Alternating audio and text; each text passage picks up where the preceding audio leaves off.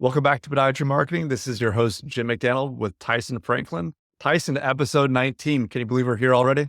It's gone really fast, and I've had, once again, a lot of positive feedback from some of our past episodes because we'll post it in the Podiatry Business Owners Club and other social media platforms. It's the feedback we're getting. What I like about it is the feedback is directly around marketing because it's the Podiatry Marketing Podcast, which sort of makes sense, I suppose. Yeah, no, it's nice to have a narrow kind of targeted audience and a targeted topic to discuss. And there's definitely lots of aspects of podiatry that you and I know a lot about, but just having this focused conversation on the topic of marketing has been really helpful. Like you mentioned, people have reached out to me on LinkedIn and Facebook and other platforms to let us know they're enjoying the show. They can obviously go to podiatry.marketing if they want to leave us a message or a voicemail or join our mailing list. It's definitely the spot to check out. But today we're going to be talking about what topic we're going to be talking about today, Tyson? Today's topic is pillar number 3, because I'm going to run through the 6 pillars over a 6-episode period. So first pillar was professional referrers. Second pillar was non-professional referrers. They just need some love. And the third pillar is what I call internal marketing. And I think it's one of those pillars that the difference between internal marketing, and next week I'll talk about external. The main thing with internal marketing is it's cheap. It's inexpensive. And it's all about all the marketing you do within your business while the patients are basically already there with you. That's really great because I think, like you said, that there's all these kind of external ways that sometimes require money and attention to get the patient into the office. But once they're actually in your office, there's a great opportunity to educate them about all the things that you do. Yeah, they're a captive audience, for lack of a better term. The part that's interesting, you've got patients that will be in your clinic, and they may come in and out of your clinic for a number of months, or it could be a number of years. If you stopped them and said, tell me the top 5 things that we actually do in this business, rarely can they tell you all the things that you do. And a perfect example, and I've mentioned this on webinars, on other podcast shows, is I had a family friend. I'd known them for about 15 years. Their kids had come in as orthotic patients. The parents had been in as orthotic patients. And she was about 16. She was coming in to get another set of inserts. We're fitting them in her shoes. And as she took her shoe off, all of a sudden her big toe's got a bandage on it. I went, oh, have you kicked your toe? She went, oh, no, I had nail surgery. And I went, I didn't see you in the book. I said, oh, who here did it? She said, oh, no, I didn't get it done here. I got my doctor to do it. I went, why would you get your doctor to do the nail surgery, your GP, and not see a podiatrist at least, or come and see me to do it? She goes, oh, you don't do that sort of thing. You just do orthotics. I laughed, but at the same time, I'm thinking, I've known these people for 15 years and they didn't know I did nail surgery. How bad's that? Yeah, that's unfortunate because all those things that you do, right? Because they're floating around in your head, but unless there's some way to communicate that to your patient population, to your local community, exactly that scenario just laid down. They may not know that you provide that type of care. Obviously in the US as well, like more operating room based surgery, different types of things that unless you can find a way to communicate with patients about that, they may go to another clinic down the street or to another specialist. So definitely that's worth checking out. Also, once they're in your clinic, what do you think about like television, video? Is that something that you would consider using to help educate patients? We actually did that in our own clinic. We had a number of ways that we could constantly try to communicate with them that these are the other services that we offer, because like you were just saying, we can't just assume that they know everything you do. And because podiatry is one of those professions, our scope of practice is so broad that everything from nail surgery to making an insert to going to somebody's shoe to general care to diabetic checks, there's so much you can do. One of the things that we did was in our reception area, we had a massive TV set. We had a couple of them around the place. And we had our own videos playing on the screens. So when the patient was sitting there, we'd have it on silent. So when the patient was sitting there, they could look up and they could just see whatever it is that we were actually promoting or another service that we actually provided. And that worked really well. And the other thing we had is on our walls, on one main wall of each consultation room, we never put, like we had one anatomy picture or something like that, just so you could use as a reference. But one of the walls was completely covered in all the things that we actually treated, all the words that we actually treated. I could actually I could upload a photo to the show notes so people can actually see one of these walls. And the amount of times the patient would be sitting there. You might be chatting about something. You could see them looking over your shoulder at the wall, and they go, "What's a neuroma?" And you start telling what a neuroma was. "Oh, I didn't know that you helped people with bunions." And what do you mean by pain in in the big toe joint? So we just had all these terms. So it's surprising between the TV set and just things on the wall, how that would just spark a conversation straight away. And it's better than having the midday movie on with someone getting knifed, which I had seen in somebody else's place once. No, I think you bring up a good point because I think there's also different types of learners. Obviously, if you don't have those graphics or those abilities to show patients not only what you do and the treatment you're performing that day, but also the other types of treatment, it may go in one ear and out the other. So when you have visual ways for them to watch it on TV, or if you're using an iPad or different ways of explaining your diagnosis in your treatment, it's going to be a beneficial way for people to actually remember what they have, how you're going to treat it, and what the expectations of care are. Definitely using those different types of things. Are there other types of visual aids besides posters and the TVs you found that were helpful? Oh, but we had a number of ideas. We used to occasionally put a poster on the back of the bathroom door. And so you're seated and we have your attention, and we would be talking about something that we were doing. And occasionally you get the odd patient that would tell you that was pretty funny. I think what people got to understand is the internal marketing is all about the patients that you already have. They already know and trust you, which is why they're there. So while they're there, it's a perfect opportunity to do certain things.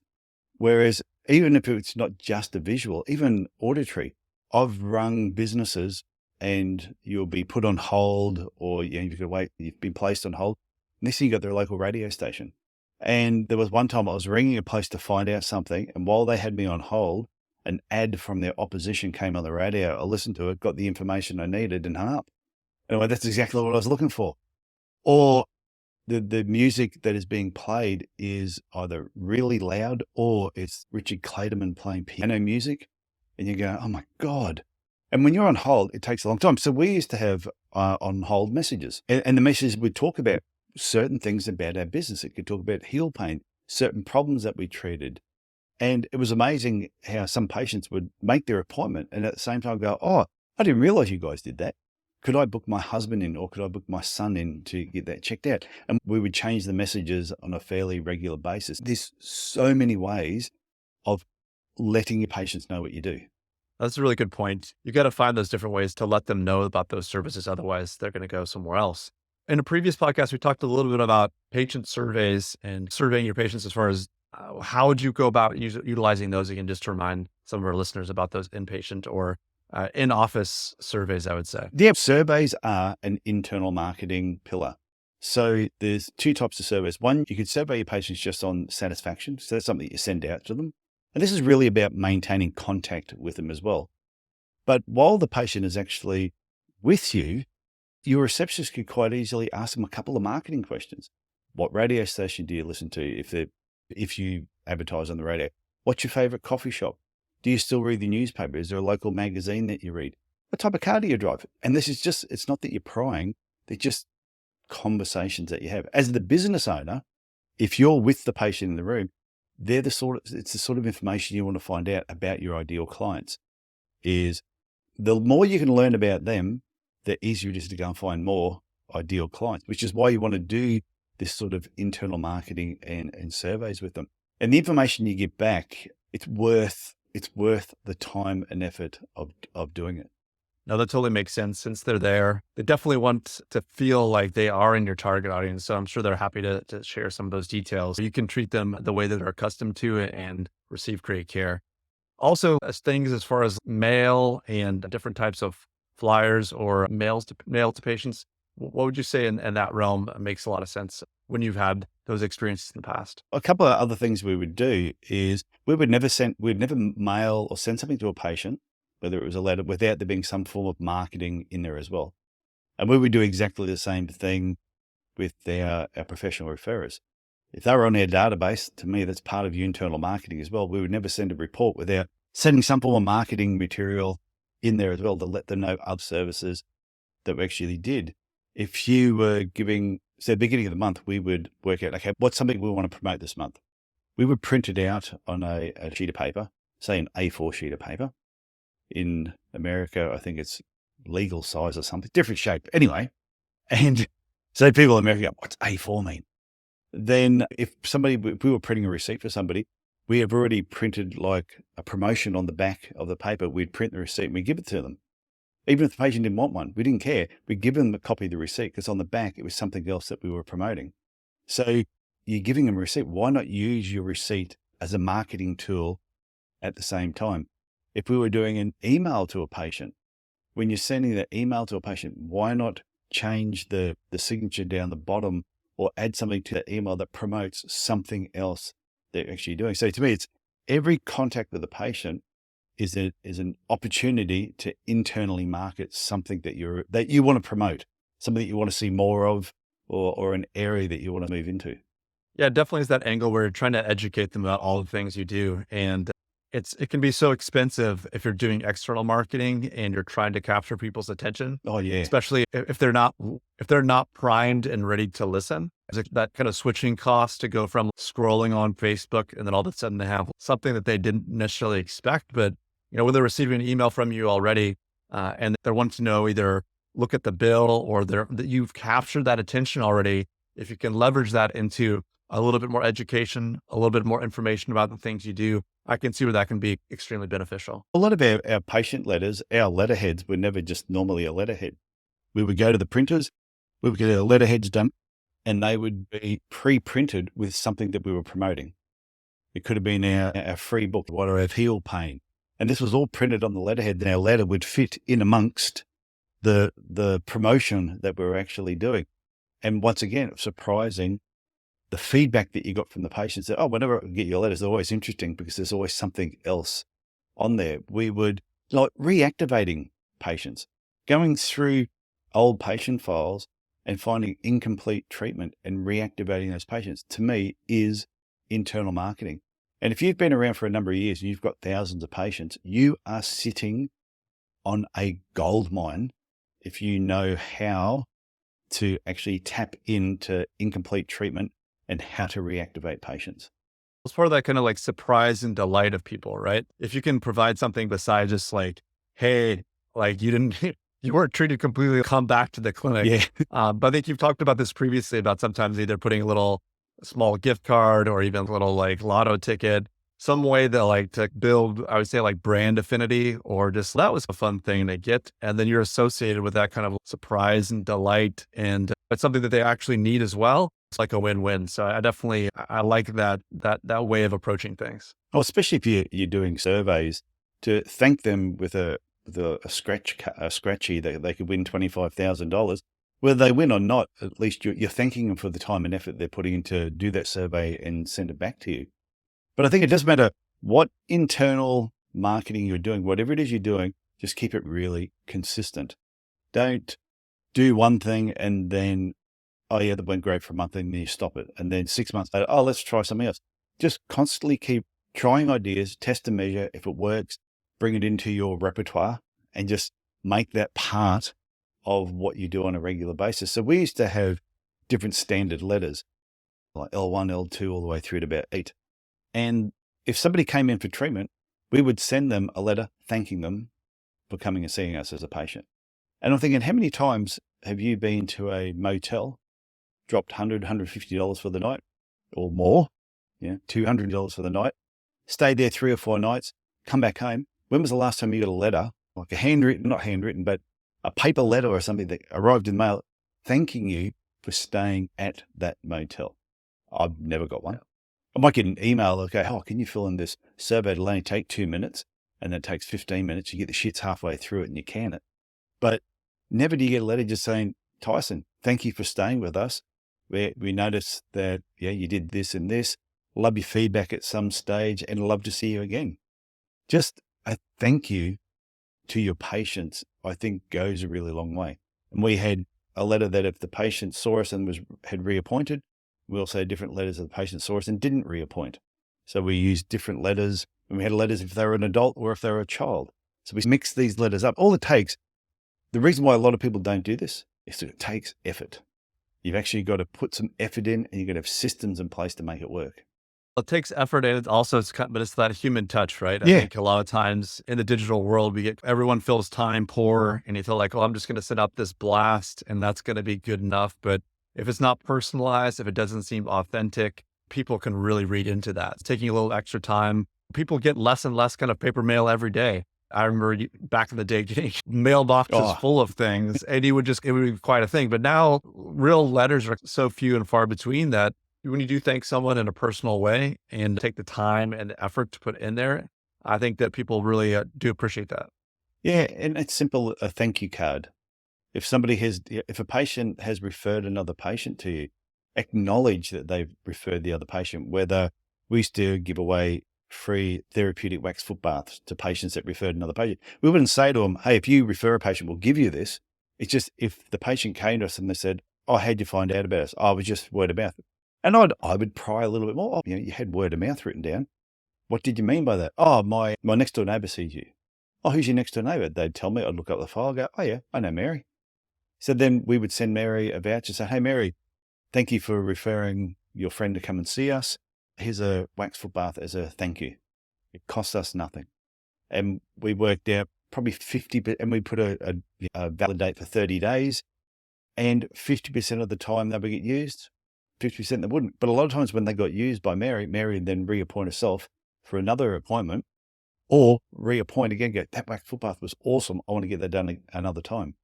So it worked for our business really well. And I always think it's noticed a lot more when you thank a patient after they've done a good deed than trying to bribe them to do that good deed. If that makes any sense. No, it makes perfect sense, right? The intent is a little bit different Yes. there. Yeah, I can definitely see where is a nice after the fact as opposed to someone just doing it to try to get the free foot bath. Yeah. If I said, hey, Jim, send me a coaching client, and you go, okay, and you send me one. Oh, send me a coaching client and I'll give you $100. So you're sending me that patient purely because you know you're going to get $100. Now, we don't have this deal. If anyone's listening to this, Jim expects a lot more for referrals. Yeah, I'm at least $4,000 or $5,000. Oh. I'm not cheap. No, he's not. But if you sent me somebody and just said, oh, you should see Tyson, he's great in this particular area. And the next thing, a bottle of scotch, bourbon, whiskey, whatever, if I knew what you drank, turned up at your house, just say, hey, Jim, thanks for referring such and such over. I really appreciated that. You would get that and go, wow, thank you for that.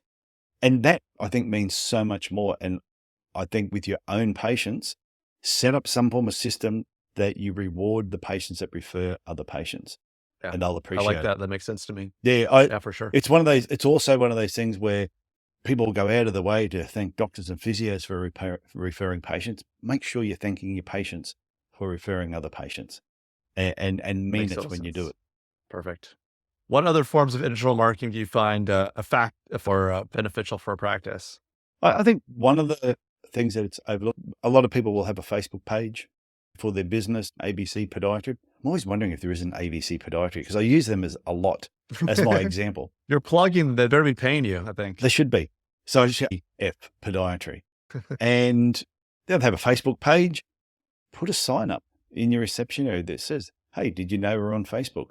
Run a competition. If you check in to say that you're at the clinic, once a month we do a draw for something. These run competitions in your newsletters, photo competitions.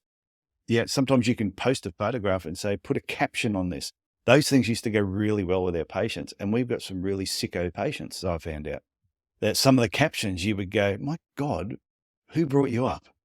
But they were really funny. And this is, to me, it's staying consistent. It's staying in contact with the patient, but it's connecting with them on a more personal level as well. And getting to realize that some of your patients are really funny.